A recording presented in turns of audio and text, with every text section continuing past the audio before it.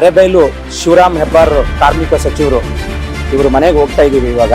ಅಲ್ಲಿ ಹೋಗಿ ಅವ್ರ ಹತ್ರ ಕಾರ್ಮಿಕರ ಬಗ್ಗೆ ಅವ್ರು ಏನು ಹೇಳ್ತಾರೆ, ಏನೇನು ಮಾಹಿತಿ ಕೊಡ್ತಾರೆ, ನಾವು ಏನೇನು ಪ್ರಶ್ನೆಗಳನ್ನು ಕೇಳಬೇಕು, ಅವ್ರ ಜೀವನ ಬಾಲ್ಯ ಎಲ್ಲ ಹೇಗಿತ್ತು, ಅದನ್ನೆಲ್ಲ ಪ್ರಶ್ನೆಗಳನ್ನು ಅವ್ರ ಹತ್ರ ಕೇಳ್ಕೊಳ್ಳೋಣ. ಮತ್ತೆ ಏಕೋ ಬಗ್ಗೆನೂ ಕೂಡ ನಾನು ಅವ್ರ ಹತ್ರ ಮಾತಾಡ್ತೀನಿ, ಬನ್ನಿ.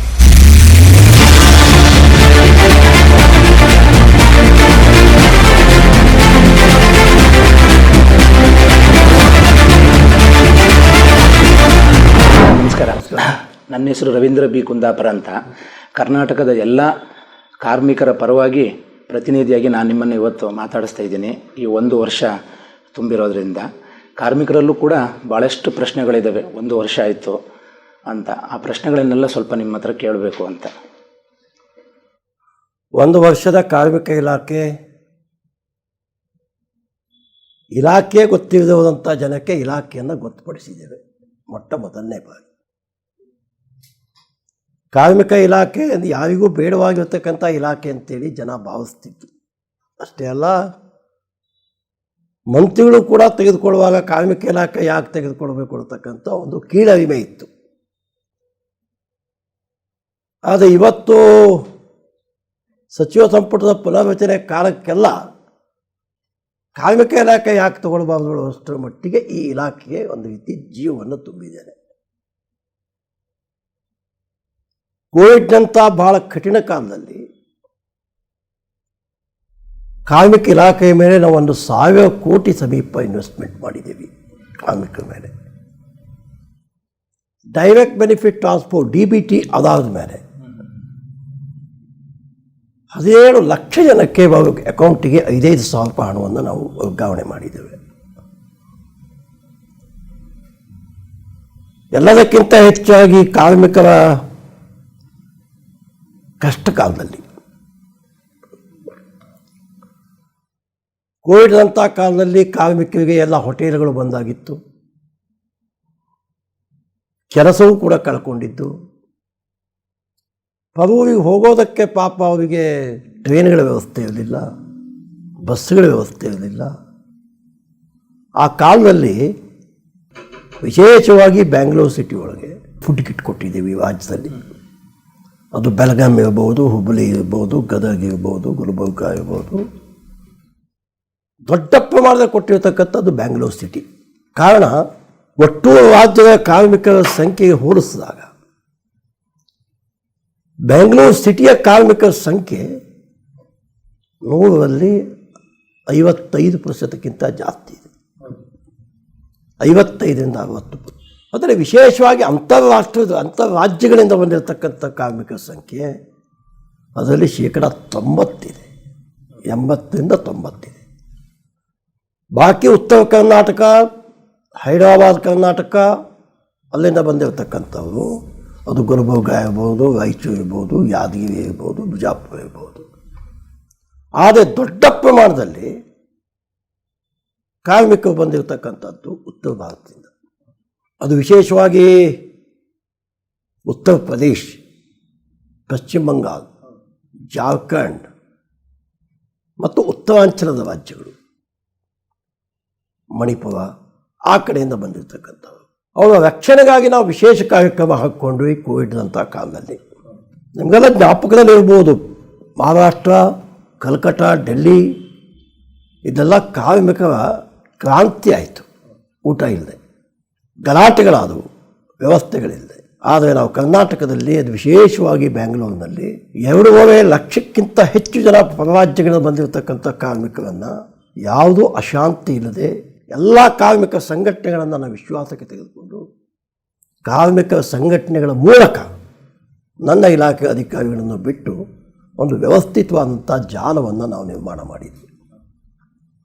ಇದೇ ನಾವು ಅನೇಕ ಮಠ ಮಂದಿರಗಳನ್ನು ಕೂಡ ಅಭಿನಂದಿಸ್ತೀನಿ. ಕಾರಣ, ಅದು ಆದಿಚುಂಚನಗಿರಿ ಮಠ ಇರ್ಬೋದು, ಅದು ತುಮಕೂರಿನ ಸಿದ್ಧಗಂಗಾ ಮಠ ಇರ್ಬೋದು, ಮಂಡ್ಯದಲ್ಲಿರ್ತಕ್ಕಂಥ ಮುರುಘರಾಜೇಂದ್ರ ಸ್ವಾಮಿಗಳ ಮಠ ಇರ್ಬೋದು, ಇನ್ನೂ ಅನೇಕ ಇಂಡಸ್ಟ್ರಿಯಲಿಸ್ಟ್, ಸುಧಾಮೂರ್ತಿ ಇರ್ಬೋದು, ಇನ್ಫೋಸಿಸ್ ಫೌಂಡೇಶನ್. ನಿಮ್ಮ ಬಾಲ್ಯ ಹೇಗಿತ್ತು ಸರ್? ಈ ಕಾರ್ಮಿಕರಲ್ಲಿ ಕೆಲವು ಪ್ರಶ್ನೆಗಳಿರ್ತಾರೆ. ಕಾರ್ಮಿಕ ಇಲಾಖೆ ಸಚಿವರು ಎಲ್ಲಿಂದ ಬಂದರು, ಹೇಗೆ ಅವ್ರದ್ದು ಬಾಲ್ಯ ಹೇಗಿತ್ತು, ನಿಮ್ಮ ಎಜುಕೇಷನ್ನು? ಅದು ಒಂದು ಕಠಿಣ ಸವಾಲು. ಅದು ನಾನು ಓದಿರ್ತಕ್ಕಂಥದ್ದು SSLC ತನಕ ಮಾತ್ರ. ನನ್ನ ಎಜುಕೇಷನ್ ಮುಗಿದ ಮೇಲೆ ನಾನು ಹೋಗಿರ್ತಕ್ಕಂಥ ಕೆಲಸ ಅದು ಕಠಿಣವಾದಂಥ ಕೆಲಸ. ನಾನು ಟ್ರಕ್ ಡ್ರೈವಿಂಗ್ ಕ್ಲೀನರ್ ಆಗಿ ಕೆಲಸ ಮುಗಿದೆ. 1.5 ವರ್ಷ ನಾನು ಕ್ಲೀನರ್ ಆಗಿ ಕೆಲಸ ಮಾಡಿದೆ.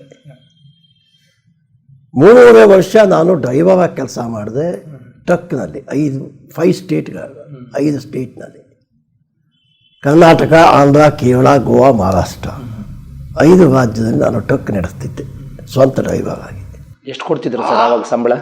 ಏನು ಸಂಬಳ ಆಗಲ್ಲ 600, 700, 1000 ಅಂದ್ರೆ ದೊಡ್ಡ ಸಂಬಳ. ಅದು ನಮಗೂ ನಾವು ಟ್ರಕ್ನಲ್ಲಿ ಪ್ಯಾಸೆಂಜರ್ ವಿಚಾರ ಹಚ್ಕೊಡ್ತಿದ್ವಿ. 10, 20, 30 ಸಿಗ್ತಿತ್ತು.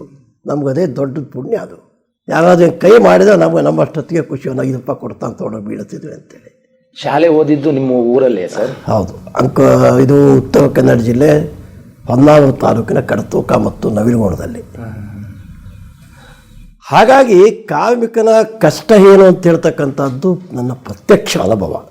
ನಿಮ್ಮ ತಂದೆಯವ್ರು ಏನು ಮಾಡ್ಕೊಂಡಿದ್ರು ಸರ್? ನಮ್ಮ ದೊಡ್ಡ ಕುಟುಂಬ, ಕೃಷಿ ನಮ್ಮದು. ನಾವು 13 ಮಂದಿ ಮಕ್ಕಳು. ನನ್ನ ತಂದೆ, ನಾನು 13, ನನ್ನ ತಾಯಿ. I may last batsman. ಹೆಣ್ಣೆಷ್ಟು ಸರ್? ಹೆಣ್ಣೆಷ್ಟು ಗಂಡು? 4 ಹೆಣ್ಣು, 9 ಗಂಡು. ಹಾಗಾಗಿ ನನಗೆ ಕಾರ್ಮಿಕರ ಕಷ್ಟದ ಬಗ್ಗೆ ಪರಿಕಲ್ಪನೆ ಬಂದಿರತಕ್ಕಂಥ ಉದ್ದೇಶ, ಆ ಕಷ್ಟ ದಿವಸವನ್ನು ಕಂಡಿದ್ದೀನಿ. ಹಸಿವು ಇರತಕ್ಕಂಥದ್ದು ಪ್ರತ್ಯಕ್ಷ ಅನುಭವಿಸಿದ್ದೀನಿ. ಹೌದು ಹೌದು ಹೌದು ಹೌದು.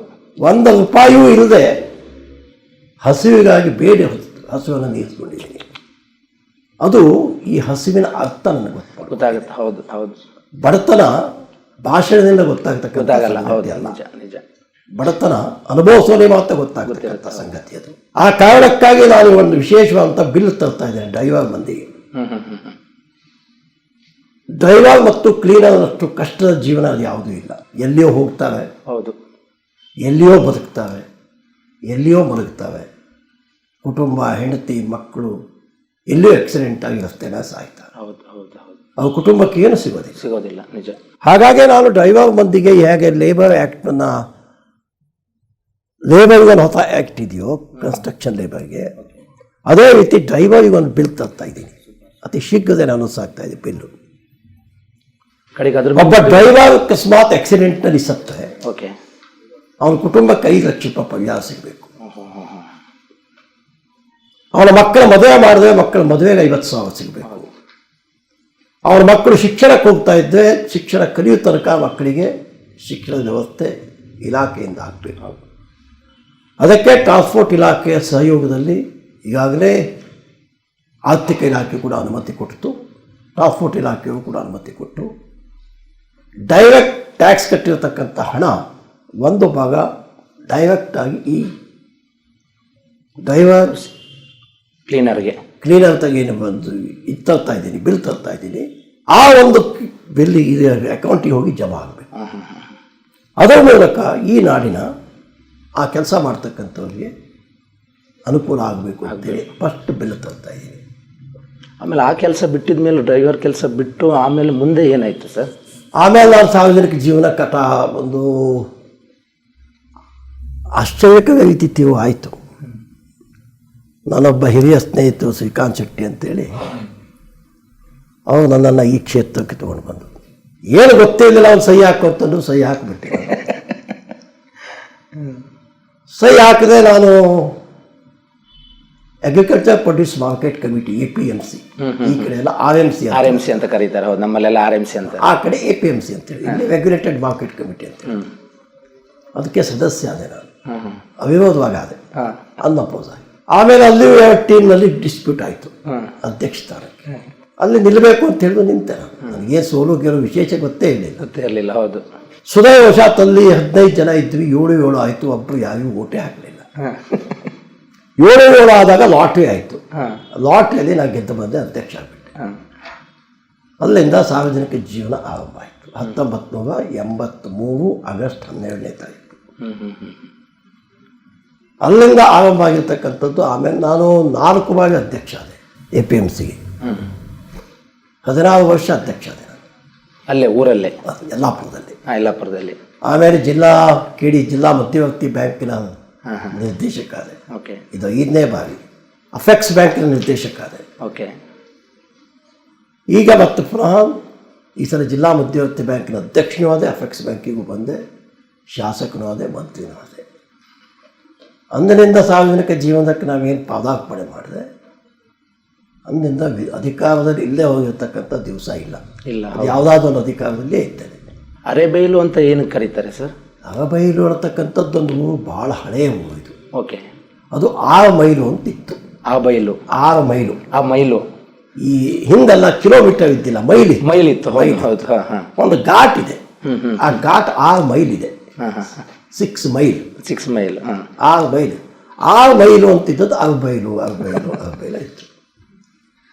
ಅದಕ್ಕೆ ಅರಬೈಲು ಅಂತ ಆಯ್ತು. ಇವಾಗ ಭಾಳಷ್ಟು ಜನ ಹೆಸರಿನ ಮೂಲಕ ಊರನ್ನು ಪರಿಚಯಿಸಬೇಕು, ಊರನ್ನು ಪರಿಚಯಿಸಬೇಕು ನನ್ನ ಹೆಸರಿನಿಂದ ಅದನ್ನು ಇಟ್ಟೆ. ಹೌದು, ಭಾಳಷ್ಟು ಜನ ಇವಾಗ ಕಾರ್ಮಿಕರು ನಮ್ಮ ಕಾರ್ಯಕ್ರಮ ನೋಡ್ತಾ ಇರೋರು ಎಲ್ರಿಗೂ ಇರ್ತದೆ. ನೀವು ಲಾರಿ ಡ್ರೈವರಾಗಿ ಬಂದು ಅಲ್ಲಿಂದ ಬಂದು ಒಂದೊಂದು ಸ್ಟೆಪ್ ತಗೊಂಡೆ ರಾಜಕೀಯ ಮೇಲ್ಮಟ್ಟಕ್ಕೆ ಬಂದಿದ್ದು ನಿಮಗೆ ಪರಿಚಯ ಆದವರು ಯಾವಾಗ ನನಗೆ APMC ಅಧ್ಯಕ್ಷ ಕೆಲಸ ಮಾಡಿದ್ನೋ, ಪೂರ್ಣಾವಧಿಯಾಗಿ ಸಾರ್ವಜನಿಕ ಜೀವನದಲ್ಲಿ ನಾವು ತೊಡಗಿಕೊಂಡು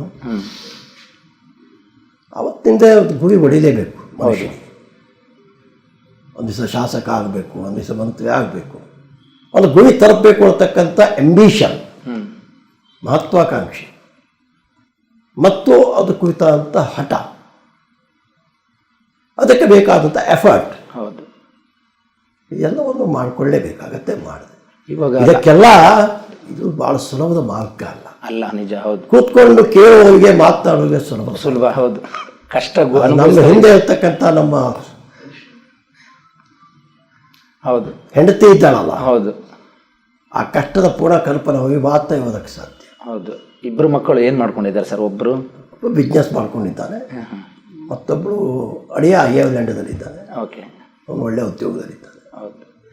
ಇವಾಗ ಸರ್, ಈ ಕಾರ್ಮಿಕ ಇಲಾಖೆಯಲ್ಲಿ ಈ ಮೋದಿಯವರು ಹೇಳ್ದಂಗೆ ಡಿಜಿಟಲ್ ಇಂಡಿಯಾ ಅನ್ನೋದನ್ನ ಎಷ್ಟರ ಮಟ್ಟಿಗೆ ತರಬೇಕು ಅಂತ ನೀವು ಅಂದ್ಕೊಂಡಿದ್ದೀರಿ? ನಾವೀಗಾಗಲೇ ಕಾರ್ಮಿಕ ಇಲಾಖೆಯಲ್ಲಿ ಅನೇಕ ಹೊಸ ಕಾನೂನುಗಳನ್ನು ತಂದಿದ್ದೀವಿ. ಇವತ್ತೊಂದು ಬಿಲ್ ಇದೆ ನಂದು. ಓಕೆ. ಕಾರ್ಮಿಕರಿಗೆ 1 ವರ್ಷಕ್ಕೆ 30 ದಿವಸ ಮಾತ್ರ ಕೆಲಸ ಮಾಡೋದು ವಿದೌಟ್ ವರ್ಕ್ ಪೇಕ್ ಮಾಡ್ತಕ್ಕಂಥದ್ದಿತ್ತು. ಅದನ್ನು ಇವತ್ತಿಂದ 40 ತಿಂಗಳಿಂದ 45 ದಿವಸಕ್ಕೆ ಹೆಚ್ಚಳ ಮಾಡ್ತಾ ಇದ್ದೇನೆ. Okay. 45 days 1 year without work pay ಸಿಗ್ತಕ್ಕಂಥದ್ದು, ಪಗಾರ ಸಿಗ್ತಕ್ಕಂಥದ್ದು. 30 ದಿವಸ ಇತ್ತು, 45 ದಿವಸಕ್ಕೆ ಹೆಚ್ಚು ಮಾಡ್ತಾ ಇದ್ದೀನಿ ಇವತ್ತು. ಆಮೇಲೆ ಅಷ್ಟೇ ಅಲ್ಲ, ಅದು 1 ವರ್ಷಕ್ಕೆ ಅದು ಮುಗಿದು ಹೋಗ್ತಿತ್ತು. ಓಕೆ. ಆ ಅವಧಿ 1 ವರ್ಷಕ್ಕೆ ಎನ್ಕ್ಯಾಶ್ ಮಾಡ್ಕೊಳ್ಬೇಕಾಗಿತ್ತು. ಅದನ್ನು ಮುಂದಿನ ವರ್ಷ ಕೂಡ ಇಟ್ಕೊಂಡು ಹೋಗ್ಬೋದು. ಆಮೇಲೆ ಈ ಫುಡ್ ರಿಲೇಟೆಡ್ ಸಂಬಂಧಪಟ್ಟಂಗೆ ಒಂದು 12 ಲಕ್ಷ ಜನ ಈ ಫುಡ್ ಡಿಪಾರ್ಟ್ಮೆಂಟಲ್ಲಿ ಕೆಲಸ ಮಾಡ್ತಾ ಇದ್ದಾರೆ ಕಾರ್ಮಿಕರು. ಇವಾಗ ಅದೇ ಕೊರೋನಾ ಟೈಮಲ್ಲಿ ನೀವು ತುಂಬ ಹೆಲ್ಪ್ ಮಾಡಿದ್ದೀರಿ ಹೋಟೆಲ್ ಕಾರ್ಮಿಕರಿಗೆ, ಅದೆಲ್ಲ ನಾವು ನೋಡಿದ್ದೀವಿ. ಆಮೇಲೆ ಆ ಜಾಗಕ್ಕೆ ಹೋಗಿ ಆ ಪ್ಯಾಕೆಟ್ಗಳನ್ನು ಹಂಚಿ ಅಂಥವೆಲ್ಲ ತುಂಬ ಮಾಡಿದ್ದೀರ. ಈ 12 ಲಕ್ಷ ಜನ ಇವತ್ತು ಕೂಡ ಕೆಲವು ಸಂಘಟನೆಗಳು ಪರಿಹಾರಗಳು ಕೇಳ್ತಾ ಇದ್ದಾವೆ, ನಮಗೆ ಪರಿಹಾರ ಕೊಡಿ ಅಂತ. ಕಾರ್ಮಿಕ ಇಲಾಖೆ 32 ವಿವಿಧ ಸಂಘಟನೆಗಳನ್ನು ಅಸಂಘಟಿತ ಕಾರ್ಮಿಕರು ಅಂತೇಳಿ ಮಾಡ್ತಾ ಇದ್ದೇನೆ. ಈ ಸಲ ಬಜೆಟ್ಟಿಗೆ ಘೋಷಣೆ ಮಾಡ್ತಾ ಇದ್ದೀನಿ. ಓಕೆ. ಪ್ರಯತ್ನ ನಡೆದಿದೆ. 32. ಅದು ಅಡುಗೆ ಮಾಡೋರು ಇರ್ಬೋದು, ಮನೆಯಲ್ಲಿ ಕೆಲಸ ಮಾಡ್ತಕ್ಕಂಥ ಹೆಣ್ಣುಮಕ್ಕಳು ಇರ್ಬೋದು, ಸಿನಿಮಾ ರಂಗದಲ್ಲಿ ಕೆಲಸ ಮಾಡ್ತಕ್ಕಂಥ ಈ ಅದೆಲ್ಲ ಹಿಡ್ಕೊಂಡು ತಿರುಗ್ತಾವಲ್ಲ, ಹೌದು, ಲೈಟ್ ಬಾಯ್ಸು ಅವ್ರು ಇರ್ಬೋದು, ದರ್ಜಿ ಟೇಲರ್ಸ್ ಇರ್ಬೋದು, ಓಕೆ, ಡೋಬಿಗಳಿರ್ಬೋದು, ಹೌದು, ಕುಂಬಾರಿರ್ಬೋದು, ಕಂಬಾರಿರ್ಬೋದು, ಇಂಥ ಅನೇಕ ವರ್ಗ 34 ವರ್ಗಗಳನ್ನು ಗುರುತಿಸಿದ್ದೇವೆ ಈಗಾಗಲೇ. ಓಕೆ. ಅಡಿಗೆ ಮಾಡ್ತಕ್ಕಂಥ ಅಡಿಗೆ ಭಟ್ರು, ಹೌದು, ವಾದ್ಯ ಬಾರಿಸ್ತಕ್ಕಂಥವ್ರು, ಹೌದು, ಇವೆಲ್ಲ ಪಾಪ ಭಾಳ ಸಣ್ಣ ಸಮುದಾಯ. ಹೌದು ಹೌದು ಹೌದು. ಏನಾಗಿದೆ, ಪರಿಹಾರವನ್ನು ಕೇಳ್ತಾರೆ, ಪರಿಹಾರವನ್ನು ಕೊಡೋದಕ್ಕೆ ಮಾರ್ಗ ಬೇಕು. ಹೌದು ಹೌದು ಹೌದು. ಇವ್ದು ಯಾವುದು ಡಾಟಾ ರಾಜ್ಯ ಸರ್ಕಾರದ ಕಡೆ ಇಲ್ಲ. ಹೌದು ಹೌದು ಹೌದು. ಇವು ಎಲ್ಲಿ ತನಕ ಅಸಂಘಟಿತ ಕಾರ್ಮಿಕರು ಅಂತೇಳಿ ಪರಿಚಯಿಸ್ಕೊಳ್ಳೋದಿಲ್ಲ, ರೆಕಗ್ನೈಸ್ ಆಗೋದಿಲ್ಲ, ಅಲ್ಲಿ ತನಕ ಇವರಿಗೆ ಪರಿಹಾರ ಕೊಡೋದಕ್ಕೆ ಕಷ್ಟ ಆಗುತ್ತೆ. ಹೌದು. ಕಾರಣ ಸರ್ಕಾರ ಕೊಡತಕ್ಕಂಥ ಪರಿಹಾರ ಯಾವಾಗೂ ನಗದಿ ಕೊಡ್ತಕ್ಕಂಥ ಹಣ ಅಲ್ಲ. ಹೌದು. ಇದು ದುರುಪಯೋಗ ಆಗಬಾರ್ದು ಅಂತ DBT ಆದಾದ್ಮೇಲೆ ಕೊಡಬೇಕಾಗುತ್ತೆ. ಹೌದು. DBT ಆದಾದ್ಮೇಲೆ ಹಣ ಸಿಗಬೇಕು ಅಂತಾದರೆ ಅವ್ರ ಅಕೌಂಟ್ ಬೇಕಾಗತ್ತೆ, ಆಧಾರ್ ಕಾರ್ಡ್ ಬೇಕಾಗತ್ತೆ, ಅದಕ್ಕೆ ಲಿಂಕ್ ಇರಬೇಕಾಗತ್ತೆ. ಹೌದು. ಆ ಕಾಲಕ್ಕೆ ಮಾತ್ರ ಅವ್ರಿಗೆ ಬೇಕಾಗ್ತಕ್ಕಂಥ ವ್ಯವಸ್ಥೆನ ಮಾಡ್ಬೋದು. ಯಾರಾದರೂ ಡೇಟಾಗಳನ್ನು ಕಲೆಕ್ಟ್ ಮಾಡಿ ಇವಾಗ ನಿಮ್ಮ ಹತ್ರ ತಂದು ಈ ಹೋಟೆಲ್ ಕಾರ್ಮಿಕರನ್ನೆಲ್ಲ ಒಟ್ಟಿಗೆ ಸೇರಿಸ್ತೀವಂದ್ರೆ ಅವ್ರಿಗೆ ಏನಾದರೂ ನೀವು ಕೊಡ್ತೀವಿ. ಡೆಫಿನೆಟ್ ಬಂದಿದ್ದಾರೆ. ಈ ಡೇಟ್ ಅದಕ್ಕೆ ನಾವು ಮೊದಲು ಅದನ್ನು ಅನೌನ್ಸ್ ಮಾಡಬೇಕು. ಸರ್ಕಾರದಿಂದ ಫಸ್ಟ್ ರೆಕಗ್ನೈಸ್ ಆಗಬೇಕು. ಅದಾದಮೇಲೆ ಮಾತ್ರ ಇದು ಮಾಡೋದಕ್ಕೆ ಸಾಧ್ಯ. ಆ ಕುರಿತು ಪ್ರಯತ್ನ ಇವತ್ತು ನಡೆದಿದೆ. ನಾವು ಇನ್ನೂ ಅನೇಕ 5 ರೀತಿಯ ಕಿಟ್ಗಳನ್ನು, ಅದು ಗೌಂಡಿ ಕೆಲಸ ಮಾಡ್ತಕ್ಕಂಥ ಮಿಷನರಿ ಕಿಟ್ ಇರ್ಬೋದು, ಹೌದು, ಪ್ಲಂಬಿಂಗ್ ಕೆಲಸ ಮಾಡ್ತಕ್ಕಂಥವ್ರಿಗೆ ಪ್ಲಂಬಿಂಗ್ ಕಿಟ್ ಇರ್ಬೋದು, ಎಲೆಕ್ಟ್ರಿಕ್ ಕೆಲಸ ಮಾಡ್ತಕ್ಕಂಥ ಕಿಟ್ ಇರ್ಬೋದು. ಈ ರೀತಿ 5 ರೀತಿಯ ಕಿಟ್ಗಳನ್ನು ನಮ್ಮ ಕಾರ್ಮಿಕರಲ್ಲಿ ಏನಿವತ್ತು 24 ಲಕ್ಷ ಜನ ನೋಂದಾಯಿತ ಕಾರ್ಮಿಕರಿದ್ದಾರೆ, ಕನ್ಸ್ಟ್ರಕ್ಷನ್ ಲೇಬರ್ಸ್, ಅವರಿಗೆ 5 ರೀತಿಯ ಜನಕ್ಕೆ ಎಷ್ಟು ಲಕ್ಷ ಇದ್ದಾವೆ ಅಂತೇಳಿ ಅವರಿಗೆ ಕಿಟ್ ಕೊಡ್ತಕ್ಕಂಥ ಕಾರ್ಯಕ್ರಮವನ್ನು ಈ ವರ್ಷ ಜಾರಿ ತಂದಿದ್ದೇನೆ. ಅದಕ್ಕೆಲ್ಲ ಮುಂದಿನ ವರ್ಷದಿಂದ ನಾನು ಟ್ರಾನ್ಸಾಕ್ಟ್ ಹೌಸ್, ಹೊರ ರಾಜ್ಯಗಳಿಂದ ಬಂದಿರತಕ್ಕಂಥ ಜನಕ್ಕೆ ಉಳ್ಕೊಳ್ಳೋದಕ್ಕೆ ಟ್ರಾನ್ಸಾಕ್ಟ್ ಹೌಸ್ ಏನಿದೆ, ಆ ಟ್ರಾನ್ಸಾಕ್ಟ್ ಹೌಸ್ಗಳನ್ನು ಮಾಡೋದಕ್ಕೆ ಈಗಾಗಲೇ ಕ್ರಮ ತೆಗೆದುಕೊಳ್ತಾ ಇದ್ದೀನಿ. ಅದು ಬ್ಯಾಂಗ್ಳೂರು, ಗುಲ್ಬರ್ಗ, ಬೆಳಗಾಂ, ಹುಬ್ಬಳ್ಳಿ ಧಾರವಾಡ, ಮಂಗಳೂರು, ಉಡುಪಿ, ಕಾರವಾರ, ಶಿವಮೊಗ್ಗ, 6 ಜಿಲ್ಲೆಗಳಲ್ಲಿ ಒಂದನೇ ಹಂತದಲ್ಲಿ ಹೊರಗಡೆಯಿಂದ ಬಂದಂಥ ಲೇಬರ್ಗೆ ಪುಕ್ಕಟ್ಟಿಯಾಗಿ ಒಂದು ಲಿಮಿಟೆಡ್ ಚಾರ್ಜ್ ಕೊಟ್ಟು ಉಳ್ಕೊಳ್ಳೋದಕ್ಕೆ ಬೇಕಾದಂಥ ಒಂದು ವ್ಯವಸ್ಥಿತವಾದಂಥ ಮನೆಗಳನ್ನು ನಿರ್ಮಾಣ ಮಾಡಬೇಕು ಅಂತೇಳಿ ಈಗಾಗಲೇ ನನ್ನ ಕಾರ್ಮಿಕ ಇಲಾಖೆ ಆಡಳಿತ ಕಮಿಟಿಯಲ್ಲಿ ಈಗಾಗಲೇ ಮಂಜೂರಿ ಮಾಡಿದ್ದೇನೆ. ಎಲ್ಲ ಕಾರ್ಮಿಕರು ನೋಡ್ತಾ ಇರ್ತಾರೆ, ಅವ್ರಿಗೂ ಅನಿಸುತ್ತೆ ಇವಾಗ ನೀವು ಡ್ರೈವರ್ ಆಗಿ ಬಂದಂಥ ನಿಮ್ಮ ಹವ್ಯಾಸಗಳೇನು? ರಾಜಕಾರಣದಲ್ಲಿ ಕೆಲಸ ಮಾಡ್ತಕ್ಕಂಥವ್ರಿಗೆ ಭಾಳ ಹವ್ಯಾಸ ಇಟ್ಕೊಂಡು ರಾಜಕಾರಣ ಮಾಡಲಿಕ್ಕೆ ಆಗೋದಿಲ್ಲ. ಒಂದೇ ಮಾತನ್ನು ಹೇಳೋದಾದ್ರೆ ಸಾರ್ವಜನಿಕ ಜೀವನವೇ ಹವ್ಯಾಸ ಆಗ್ಬಿಟ್ಟಿದೆ. ಬೆಳಿಗ್ಗೆ ಎದ್ದು ಬಂದುವಾಗ ಕ್ಯೂ ಇರ್ತವೆ, ರಾತ್ರಿ ಮಲಗೋ ತನಕ ಕಾರ್ಯಕ್ರಮ ಆಗುತ್ತೆ. ಏನು ಹವ್ಯಾಸ ಮಾಡಲಿಕ್ಕಾಗುತ್ತೆ? ಇವತ್ತಿನ ಯುವಕರು, ಇವತ್ತು ರಾಜಕೀಯಕ್ಕೆ ಯುವಕರು ಬರ್ತಾ ಇದ್ದೀವಿ. ತೇಜಸ್ ಸೂರ್ಯ ಅಂತ ನಾವು ನೋಡ್ತಾ ಇದ್ದೀವಿ, ಪ್ರತಾಪ್ ಸಿಂಹ ಅಂತವರು. ಯುವಕರಿಗೆ ನೀವೇನು ಹೇಳಿ ಬಯಸ್ತೀರಾ ಸರ್? ಯಾವುದೇ ರಾಜಕಾರಣಕ್ಕೆ ಬರ್ತಕ್ಕಂಥವ್ರು 2-3 ವಿಚಾರಗಳನ್ನು ಗಮನದಲ್ಲಿ ಇಟ್ಕೊಳ್ಬೇಕು. ಮೊದಲನೇದಾಗಿ ಕಮಿಟ್ಮೆಂಟ್, ಎರಡನೇದಾಗಿ ಬಡತನದ ಬಗ್ಗೆ ಇರಬೇಕಾದಂಥ ಕಾಳಜಿ, ಕಷ್ಟ ಗೊತ್ತಿರಬೇಕು, ಬಡತನದ ಬಗ್ಗೆ ಇರಬೇಕಾದಂಥ ಕಾಳಜಿ, ಮೂರನೇದಾಗಿ ಅತಿಯಾದಂಥ ತಾಳ್ಮೆ. ಇದು 3 ರಾಜಕಾರಣದಲ್ಲಿ ಇರಬೇಕಾದಂಥವನಿಗೆ ಅವಶ್ಯ. ಇದು 3 ಇಲ್ಲದೆ ಹೋದರೆ ರಾಜಕಾರಣದಲ್ಲಿ ತುಂಬ ದಿವಸ ಸರ್ವೈವಲ್ ಆಗೋದಕ್ಕಾಗೋದಿಲ್ಲ. ಮಾನ ಅಪಮಾನಗಳನ್ನೆಲ್ಲ ಪ್ರೀತಿಯಿಂದೇ ಸ್ವೀಕಾರ ಮಾಡಬೇಕಾದಂಥ ಕ್ಷೇತ್ರ ಯಾವುದಾಗಿದೆ, ಇದು ಒಂದೇ ಕ್ಷೇತ್ರ. ಹೌದು, ಒಳ್ಳೆಯದು ಮಾಡಿದವ್ರು ಮಾಡಿದ್ದೇನೆ ಅಂತ ನಮ್ಗೆ ಯಾವಾಗಲೂ ಯಾರು ಹೇಳೋದಿಲ್ಲ. ಹೌದು, ಕೆಟ್ಟದ್ದು ಒಂದು ಕೆಲಸ ಕೆಟ್ಟದ್ದಾದ ನಾವೆಲ್ಲರೂ ನಮ್ಮನ್ನು ದೂಷಿಸ್ತಾರೆ. ಹೌದು, ಅದನ್ನು ಅಷ್ಟೇ ಪ್ರೀತಿಯಿಂದೇ ಸ್ವೀಕಾರ ಮಾಡಬೇಕು. ಹೌದು, ಅದಕ್ಕೆ ನಾನು ಹೇಳಿದೆ, ಯಾವ ಕೆಲಸ ಮಾಡ್ತಾವೆ ಅವನ ಕೈಯಿಂದ ತಪ್ಪಾಗತ್ತೆ, ಹೌದು, ಯಾವ ನಡೀತಾನೆ ಅವನ ಕಾಲುಬಟ್ಟೆ ಜಪ್ಪತ್ತೆ, ಯಾವ ಮಲಗದಲ್ಲೇ ಇರ್ತಾನೆ ಅವನಿಗೆ ಕಾಲುಬಟ್ಟೆ ಜಪ್ಪತಕ್ಕಂಥ ಪ್ರಶ್ನೆನೇ ಇಲ್ಲ. ಹೌದು, ಹೆಚ್ಚೆಚ್ಚು ಕೆಲಸ ಮಾಡುವ ಕೈಲಲ್ಲೋ ಇಲ್ಲ ತಪ್ಪಾಗತ್ತೆ. ಹೌದು. ಆದರೆ ಸಮಾಜ ಇವತ್ತು ಹೇಗಿದೆ ಅಂತಂದರೆ, ಸಮಾಜ ಒಳ್ಳೆಯದನ್ನು ಸ್ವೀಕಾರ ಮಾಡುತ್ತೆ, ಬಿಟ್ಕೊಳ್ಳೋದಿಲ್ಲ. ಹೌದು, ಒಂದು ಕೆಟ್ಟದ್ದು ಮಾಡಿದ್ರೆ ಸಮಾಜ ನಮ್ಮನ್ನು ತೋರಿಸುತ್ತೆ. ಆ ನಿಟ್ಟಿನಲ್ಲಿ ನಾವು ಸಮಾಜದ ಎದುರು ಇರಬೇಕಾಗುತ್ತೆ. ಅದಕ್ಕೆ ಏನು ಮಾಡಲಿಕ್ಕೆ ಆಗೋದಿಲ್ಲ. ನನ್ನ ಇಲಾಖೆ ಕೊಟ್ಟಂಥ 4-5 ಕಾರ್ಯಕ್ರಮಗಳ ತಂದ್ಕೊಂಡು ಮುಂದೆ ಇಡಬೇಕಾದ ಅವಶ್ಯಕತೆ ಇದೆ.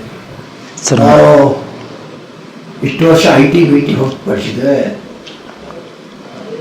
ಬೇರೆ ಎಲ್ಲೂ ಕೂಡ ಹೆಣ್ಣು ಮಕ್ಕಳಿಗೆ ಕೆಲಸ ಮಾಡಲಿಕ್ಕೆ ಅವಕಾಶ ಇರಲಿಲ್ಲ. ಹೌದು, ಹೌದು. ಹಗಲೊತ್ತಿಗೆ ಮಾತ್ರ ಕೆಲಸ ಮಾಡ್ಬೋದಿತ್ತು, ರಾತ್ರಿ ಹೊತ್ತಿನಲ್ಲಿ ಕೆಲಸ ಮಾಡಲಿಕ್ಕೆ ಅವಕಾಶ ಆಗಲಿಲ್ಲ. ಇಡೀ ದೇಶದಲ್ಲಿ ಮೊದಲನೇ ಬಾರಿಗೆ ನನ್ನ ಇಲಾಖೆ ಕರ್ನಾಟಕದಲ್ಲಿ ಯಡಿಯೂರಪ್ಪನವರ ನಾಯಕತ್ವದಲ್ಲಿ ಇವತ್ತು ಹೆಣ್ಣು ಮಕ್ಕಳು ಎಲ್ಲ ಕ್ಷೇತ್ರಗಳಲ್ಲಿ 24 ಗಂಟೆ ಕೆಲಸ ಮಾಡ್ತಕ್ಕಂಥ ಹೊಸ ಕಾನೂನನ್ನು ತಂದಿದ್ದೇವೆ ಕರ್ನಾಟಕದಲ್ಲಿ. ಅವ್ರು ಯಾವುದೇ ಕ್ಷೇತ್ರ ಬೇಕಾದ ಕೆಲಸ ಮಾಡ್ಬೋದು. ಯಾವುದೋ ಒಂದು ಪ್ರಶ್ನೆ ಕೇಳ್ತವೆ, ಹಾಗಾದ್ರೆ ಹೆಣ್ಣು ಮಕ್ಕಳಲ್ಲಿ ಭಾರತದಲ್ಲೂ ಕೆಲಸ ಮಾಡ್ಬೋದು ಹೇಳಿ. ವೈ ನಾಟ್ ಭಾರತದಲ್ಲಿ ಯಾಕೆ ಕೆಲಸ ಮಾಡಬಾರ್ದು? ಹೌದು. ಏನು ಭಾರತದಲ್ಲಿ ಕೆಲಸ ಮಾಡುವುದು ಭಾರತದಲ್ಲಿ ಕೂತವ್ರು ಕುಡಿಬೇಕು ಅಂತ ಏನಿಲ್ಲ. ಎಷ್ಟೋ ಕಡೆ ಭಾರತದಲ್ಲಿ ಕೆಲಸ ಮಾಡ್ತಕ್ಕ ಹೆಣ್ಮಕ್ಳು ನೋಡ್ತೇವೆ ದೇಶದಲ್ಲಿ. ನಾವು ಡೆಲ್ಲಿ, ಮುಂಬೈ ಇಂಥ ಕಡೆ ಹೋದಾಗ ಎಷ್ಟೋ ಜನ ಹೆಣ್ಮಕ್ಳು ಭಾರತದಲ್ಲಿ ಕೆಲಸ ಮಾಡ್ತಾರೆ. ಬೇರೆ ಬೇರೆ ದೇಶಗಳಲ್ಲಿ ಜಾಸ್ತಿ ಇದೆ, ಭಾಳ. ಹೌದು, ರಾಷ್ಟ್ರಗಳಲ್ಲಿ ಭಾಳ ನೋಡಿದ್ದೇನೆ. ಹಾಗಾಗಿ ಹೆಣ್ಣು ಮಕ್ಕಳಿಗೆ ಮೊದಲನೇ ಬಾರಿಗೆ ನಮ್ಮ ದೇಶದಲ್ಲಿ, ರಾಜ್ಯದಲ್ಲಿ ಅವರಿಗೆ ಆಗಬೇಕಾದಂಥ ಯಾವ ವ್ಯವಸ್ಥೆಯನ್ನು ಅವ್ರಿಗೆ ಕೊಡಬೇಕು ಅಂತೇಳಿ ಒಂದು ಕಾನೂನು ತಂದಿದ್ದೀವಿ. ಅವರಿಗೆ ಯಾವುದಕ್ಕೂ ಕೂಡ ಅಪಾಯ ಆಗದ ರೀತಿಯಲ್ಲಿ ಅವರನ್ನು ಕೆಲಸಕ್ಕೆ ತೊಡಗಿಸ್ಕೊಡ್ಬೇಕು. ಅದು ಅವರ ಆಸಕ್ತಿ ಇದ್ದಲ್ಲಿ ಮಾತ್ರ, ಒತ್ತಾಯಪೂರ್ವಕ ಅಲ್ಲ. ಆಸಕ್ತಿ ಇದ್ದ ಹೆಣ್ಣು ಮಗು ಕೆಲಸ ಮಾಡ್ಬೋದು. ಅಷ್ಟೇ ಅಲ್ಲ, ನಾವು ಕಷ್ಟ ಕಾಲದಲ್ಲಿ 60,000 ಜನಕ್ಕೆ ನಾವು ಡೋಬಿಗಳಿಗೆ ಬಟ್ಟೆ ಹೋಗಿದ್ದಾರಲ್ಲ ನಮ್ಮ, ಮತ್ತು 55,000 ಜನ ಬಾಗ್ಬಾಗ್ಗಳಿಗೆ 58 ಕೋಟಿ ರೂಪಾಯಿ ದೊಡ್ಡ ಪರಿಹಾರವನ್ನು DBT ಆಧಾರದ ಮೇಲೆ ಕೊಟ್ಟಿದ್ದೀವಿ ಸರ್. 58 ಕೋಟಿ ದೊಡ್ಡ ಜೊತೆಗೆ ಈ ಸಲ ಸೇಫ್ಟಿ ಕಿಟ್ಟನ್ನು ಕೊಡಬೇಕು ಅಂತ ಯೋಚನೆ ಮಾಡ್ತಾ ಇದ್ದೀವಿ. ಒಬ್ಬ ಕಟ್ಟಡ ಕಾರ್ಮಿಕ ಕೆಲಸ ಮಾಡುವಾಗ ಅವನಿಗೆ ಅಪಾಯ ಆಗದ ರೀತಿಯಲ್ಲಿ ಭಾಳ ಇಂಪಾರ್ಟೆಂಟ್ ಇದು. ಕಾರ್ಮಿಕನ ಬಗ್ಗೆ ನಾವು ತೆಗೆದುಕೊಳ್ಬೇಕಾದಂಥ ಜಾಗೃತಿಯ ಮೊದಲನೇ ಹಂತ ಇದು. ಸೇಫ್ಟಿನೇ ಇಲ್ಲದೆ ಹೋದ ಕೆಲಸ ಮಾಡ್ತಕ್ಕಂಥದ್ದು ಕಷ್ಟ. ಅದಕ್ಕೆ ಸೇಫ್ಟಿ ಕಿಟ್ಟನ್ನು ಕೊಡಬೇಕು ಅಂತೇಳಿ ಒಂದು ನಿರ್ಣಯ ತೆಗೆದುಕೊಂಡಿದ್ದೇನೆ. ಅದಕ್ಕೆ ಅವರಿಗೆ ಟ್ರೈನಿಂಗೇ ಇಲ್ಲದೆ ಹೋದು ಕಷ್ಟ ಮಾಡೋದು ಕಷ್ಟ. ಅದಕ್ಕೆ ಅವರಿಗೆ ಟ್ರೈನಿಂಗ್ ಕೊಟ್ಟು ಕೆಲಸಕ್ಕೆ ಕಳಿಸ್ಬೇಕು ಅಂತಕ್ಕಂಥ ಯೋಚನೆ ಮಾಡಿದೆ. ಕಾರ್ಮಿಕರಿಗೆ ಓವರ್ ಟೈಮ್ ಓ ಟಿ ಮುಂಚೆ ಭಾಳ ಕಡಿಮೆ ಇತ್ತು. ಹೌದು. ಈ ಓ ಟಿಯನ್ನು ಹೆಚ್ಚು ಮಾಡಿದ್ದೇವೆ. 125 ಗಂಟೆ ಮಾಡಿದ್ದೇವೆ ಓ ಟಿಯನ್ನು. ಅವನ ಆಸಕ್ತಿ ಇದ್ದಾಗ ಮಾತ್ರ ಮಾಡಬೇಕು ಅಂತಂದರೆ ಕಡ್ಡಾಯ ಅಲ್ಲ. ಒಬ್ಬ ವ್ಯಕ್ತಿ ತನ್ನ ಕೆಲಸ ಮಾಡಬೇಕು, ತನ್ನ ಆದಾಯ ಹೆಚ್ಚು ಮಾಡಿಕೊಳ್ಬೇಕು ಅಂತ ಅನಿಸಿದೆ ಅವನಿಗೆ ಅವಕಾಶ ಇದೆ. ಮುಂದೆ ಅವಕಾಶ ಇರಲಿಲ್ಲ. ನಾವು ಯಾವೆಲ್ಲ ರಿಫಾರ್ಮ್ಸ್ ತಂದಿದ್ದೇವೆ ಇವೆಲ್ಲವೂ ಅವರ ಆಸಕ್ತಿಗೆ ಬಿಟ್ಟಿರ್ತಕ್ಕಂಥದ್ದು. ಇದು ಯಾವುದೂ ಒತ್ತಡ ಅಲ್ಲ. ಎರಡನೇದಾಗಿ ನಾ ಕಾರ್ಮಿಕರಿಗೆ ಒಂದು ವಿನಂತಿಯನ್ನು ಕೂಡ ಮಾಡ್ತೇನೆ ತಮ್ಮ ಮೂಲಕ. ಅದು ಫ್ಯಾಕ್ಟ್ರೀಸ್ ಇರ್ಬೋದು, ಇಂಡಸ್ಟ್ರೀಸ್ ಇರ್ಬೋದು. ಮೊನ್ನೆ ವಿಶ್ರಾಂತದಲ್ಲಿ ನಡೆದಂಥ ಗಲಾಟೆ ಅನೇಕ ಉದ್ದಿಮೆಗಳಿಗೆ ಪಾಠ ಕಲಿಸಿದೆ. ವಿಶ್ರಾಂತದಲ್ಲಿ ಗಲಾಟೆ ಆಗೋದಕ್ಕೆ ಕಾರಣ ಕೆಲಸಕ್ಕೆ ತೆಗೆದುಕೊಳ್ತಕ್ಕಂಥ ಜನರ ಸ್ಥಿತಿಗತಿಗಳನ್ನು ಅಧ್ಯಯನ ಮಾಡದೇ ತಗೊಂಡಿರ್ತಾರೆ. ಯಾವುದೇ ಒಬ್ಬ ವ್ಯಕ್ತಿಯನ್ನು ದೊಡ್ಡ ಪ್ರಮಾಣದಲ್ಲಿ ತಗೊಳ್ಳುವಾಗ ಕೂಲಂಕುಷವಾಗಿ ವಿಚಾರಿಸಬೇಕು. Compulsory police verification is to must and should. ಅವನ ಹಿನ್ನೆಲೆಗಳನ್ನು ತಿಳ್ಕೊಳ್ಳದೆ ಒಂದು ದೊಡ್ಡ ಸಂಸ್ಥೆಯಲ್ಲಿ ಅವನನ್ನು ಎಂಟ್ರಿ ಮಾಡಿದರೆ ಇಂಥದ್ದೆಲ್ಲ ಗಲಾಟೆಗಳು ಅಮಾಯಕರಿಗೆ,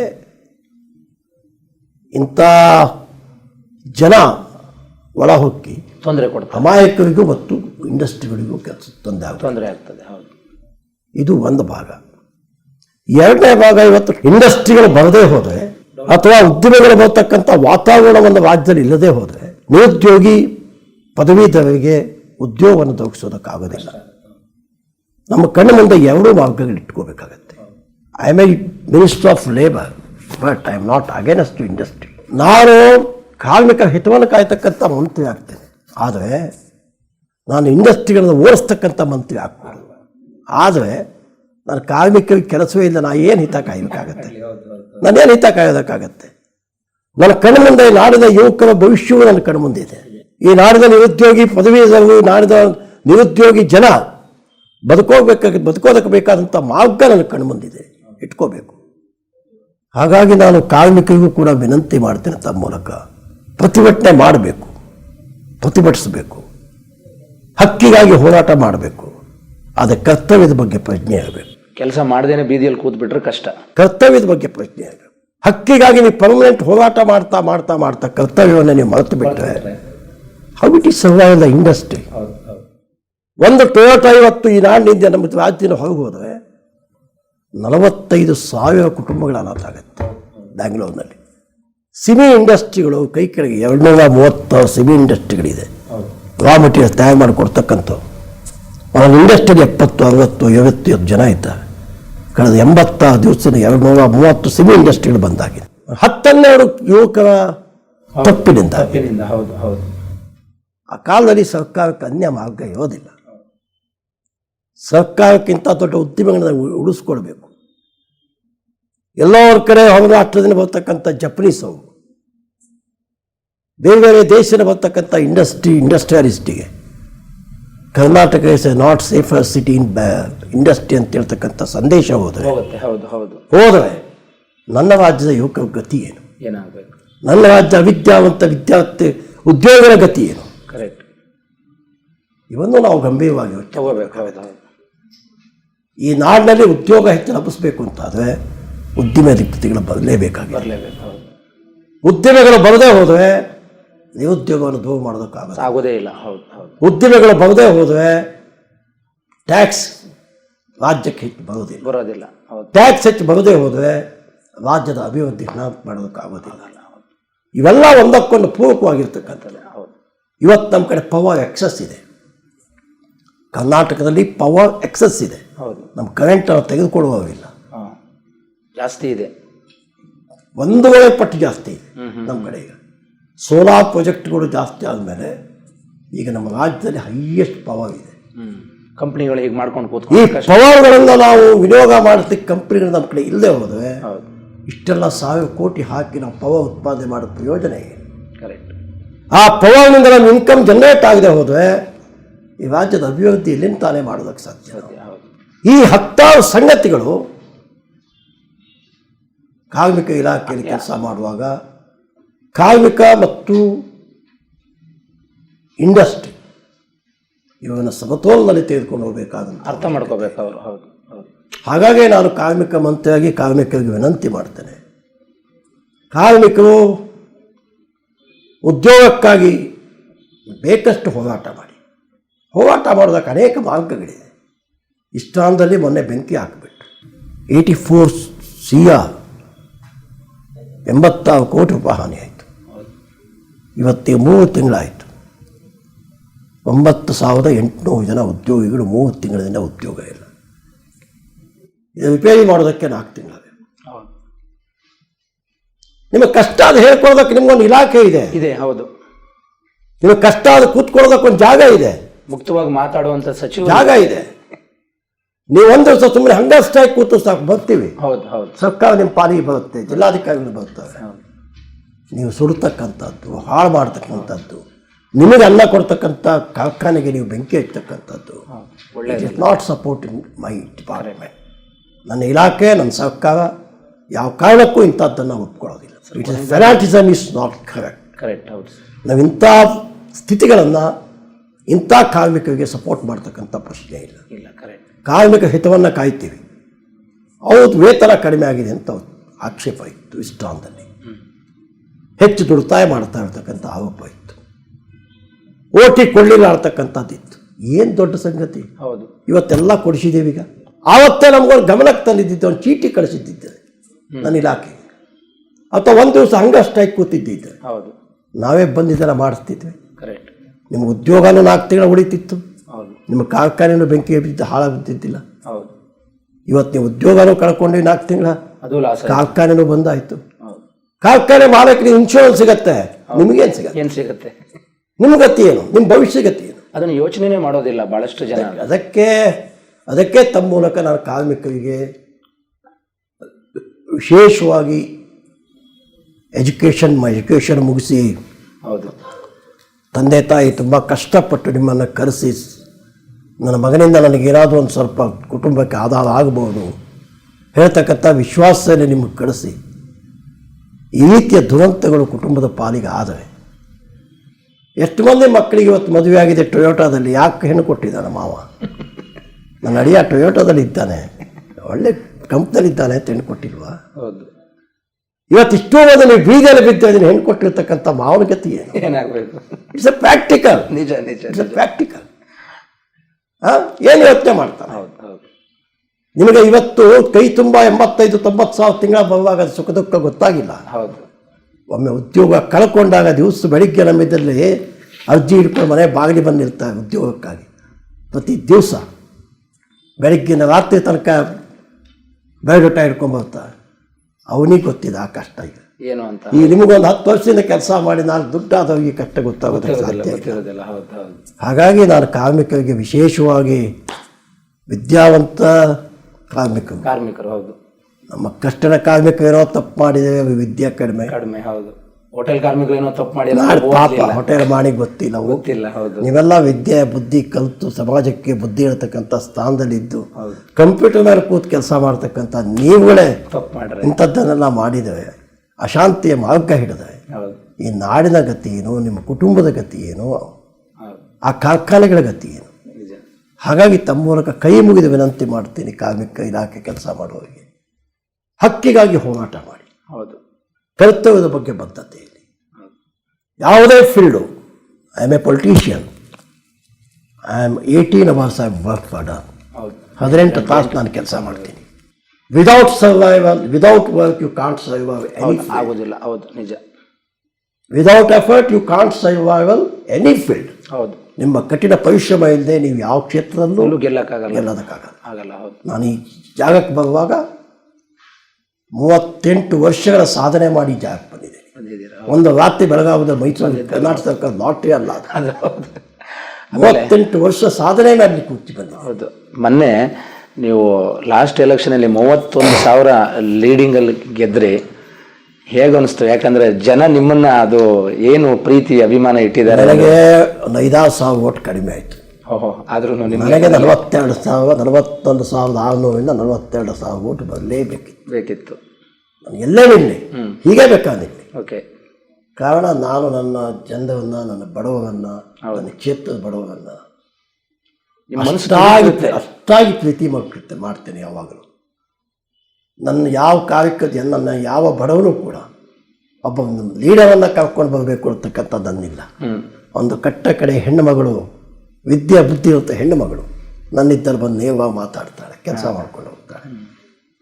ಅದೇ ನನಗೆ ಸಿಕ್ಕಿರ್ತಕ್ಕಂಥ ರಿಸಲ್ಟ್. ನನಗೆ ಯಾವಾಗಲೂ ಜಾತಿ ಧರ್ಮ ಇದು ನಾನು ಯಾವಾಗಲೂ ನೋಡೋದಿಲ್ಲ. ಪಕ್ಷ ಪಂಗಡ ಇಡೀತಾಗಿ ನನ್ನ ಜೀವನದ ಯಶೋಗಾಥೆಯಲ್ಲಿ ನನ್ನ ಯಲ್ಲಾಪುರ ಕ್ಷೇತ್ರದ ಜನರ ಋಣವನ್ನು ನಾನು ಯಾವಾಗಲೂ ಮರೆಯೋದಿಲ್ಲ. ನನ್ನ ಮಾಲಕರು ನನ್ನ ಯಲ್ಲಾಪುರ ಕ್ಷೇತ್ರದ ಜನ, ಯಲ್ಲಾಪುರ, ಮುಂಡಗೋಡು, ಸಿರ್ಸಿ, ಪೂರ್ವ ಭಾಗ, ಬನವಾಸಿ, ನನ್ನ ಕ್ಷೇತ್ರ ಏನು 3 ತಾಲೂಕಿದೆ, ಅವೇ ನನ್ನ ಮಾಲಕರು. ನನಗೆ ಜನ್ಮ ಮತ್ತು ಪುನರ್ಜನ್ಮ ಎಲ್ಲ ಕೊಟ್ಟವರು. ನಾನು 2008 ಚುನಾವಣೆಯಲ್ಲಿ ಸೋತೆ, 1,000 ಒಟ್ಟಿಂದ ಸೋತೆ. ನನ್ನ ಮೊದಲನೇ ಚುನಾವಣೆ. ನಾನು 2013ರಲ್ಲಿ 25,000ದಿಂದ ಗೆದ್ದೆ. ನಾನು 2008, 13ರಲ್ಲಿ 18ರಲ್ಲಿ ಮತ್ತೆ ಗೆದ್ದೆ. ರಾಜಕೀಯ ಸ್ಥಿತ್ಯಂತರದಿಂದ ಪಕ್ಷಾಂತರ ಮಾಡಿದೆ, ಭಾರತೀಯ ಜನತಾ ಪಾರ್ಟಿ ಬಂದೆ. ಈಗ ಮತ್ತೆ 32,000 ಮತ್ತೆ ಗೆದ್ದೆ. ಯಾವ ಮುಂಡಗೋಡು ತಾಲೂಕು ನನಗೆ ಕಾಂಗ್ರೆಸ್ನಿಂದ 2018 ಚುನಾವಣೆಯಲ್ಲಿ 12,800 ಮತ ಲೀಡ್ ಕೊಟ್ಟಿತ್ತು ಕಾಂಗ್ರೆಸ್ಸಿಗೆ ನನಗೆ. ಅದೇ ಮುಂಡಗೋಡು ತಾಲೂಕು ನಾನು BJP ನಿಂತಾಗ ನನಗೆ 13,600 ಮತ ಲೀಡ್ ಕೊಟ್ಟಿತ್ತು. ನನ್ನ ಜೊತೆಗೆ 27,000 ಮತದಾರರು ನನ್ನ ಪರಿವರ್ತನೆ. ಅದೇ ಅವರು ನನ್ನ ಮೇಲೆ ಇಟ್ಟಿರ್ತಕ್ಕಂಥ ವಿಶ್ವಾಸ, ಪ್ರೀತಿ. ಆ ಕಾರಣಕ್ಕಾಗಿ ಹೇಳಿದೆ, ನನ್ನ ಕ್ಷೇತ್ರದ ಜನ ನನ್ನ ಮಾಲಕರು, ಅವರಿಗೆ ನನ್ನ ಹೃದಯಂತವಾದ ಅಭಿನಂದನೆ ತಮ್ಮ ಮೂಲಕ ಹೇಳ್ತೀನಿ. ನಮಸ್ಕಾರ ಸರ್. ಕೊನೆಯದಾಗಿ ಇವಾಗ ನಾವು ಅದೇ ಈ ಹೋಟೆಲ್ ಕಾರ್ಮಿಕರ ಪರವಾಗಿಯೇ ಒಂದಿಷ್ಟು ಡೇಟಾ ಲಾಸ್ಟ್ ಟೈಮ್ ನಿಮ್ಮ ಹತ್ರ ಬಂದು ಮಾತಾಡ್ಕೊಂಡು ಹೋದ್ವಿ, ಟೇಕ್ವಾ ಅಂತ. ಟೇಕ್ವಾದ ಈ ಒಂದು ಸಂಘಟನೆಗೆ ನನ್ನ ಕಡೆಯಿಂದ ಏನು ಸಾಧ್ಯವೋ, ನಮ್ಮ ಇಲಾಖೆಯಲ್ಲಿ ಏನು ಮಾಡಲಿಕ್ಕೆ ಸಾಧ್ಯ ಪರಿಶೀಲನೆ ಮಾಡ್ತೀನಿ. ನಿಜಕ್ಕೂ ಸಾರ್ವಜನಿಕ ಜೀವನದಲ್ಲಿ ಕೆಲಸ ಮಾಡ್ತಕ್ಕಂಥವ್ರಿಗೆ ಭಾಳ ಪ್ರಚಾರದ ಹಿಂದೆ ಬೀಳಬೇಕಾದಂಥ ಅವಶ್ಯಕತೆ ಇಲ್ಲ. ಆದರೆ ನಾವು ಮಾಡಿರ್ತಕ್ಕಂಥ ಸಂಗತಿಗಳ ಜನಕ್ಕೆ ಮುಟ್ಟಿಸಬೇಕಾದಂಥ ಅವಶ್ಯಕತೆ ಇದೆ. ಆ ನಿಟ್ಟಲ್ಲಿ ನೀವು ಚಲೋ ಒಳ್ಳೆಯ ಕಾರ್ಯಕ್ರಮ ಹಾಕ್ಕೊಂಡಿದ್ದೀವಿ. ಧನ್ಯವಾದ. ಸರಿ ಸರ್.